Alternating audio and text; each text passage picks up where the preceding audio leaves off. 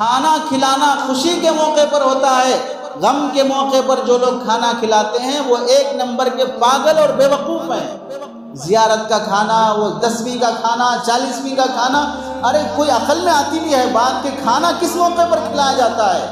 غم کے موقع پر جس کا بیٹا، جس کا بھائی، شوہر انتقال ہو گیا، اس سے کھانا کھایا نہیں جاتا۔ شریعت یہ بولتی ہے کہ بیچارے کو کھانا کھایا نہیں جاتا، وہ پکائے گا کہاں سے؟ جس کے گھر میں کوئی انتقال ہو گیا ہے 3 دن تک تم اس کے گھر کھانا بھیجو، اسے کھلاؤ، بیچارے کو وہ غم میں ڈوبا ہوا ہے۔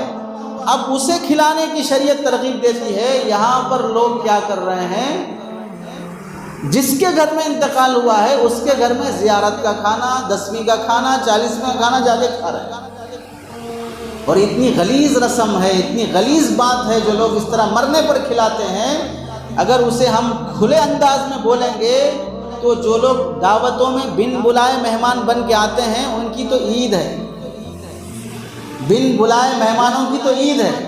جس کے گھر میں کوئی جس کے گھر میں کوئی ٹپکا اور اس کے گھر میں کھانا بن کے زیارت کا یہ وہ شروع ہو گیا، کھانے کی دعا پڑھنے سے پہلے وہ دعا کرے گا اللہ اس کے بعد کسی اور کو ٹپکا، تاکہ نیکسٹ دعوت بھی اسی دعوت میں بک ہو جائے، اس گلی میں، اس گھر میں یا کہیں اور، تاکہ یہ کھانے کا سلسلہ چلتا رہے، گھر کا خرچ بچتا رہے، کیونکہ بن بلائے مہمان ہے صاحب۔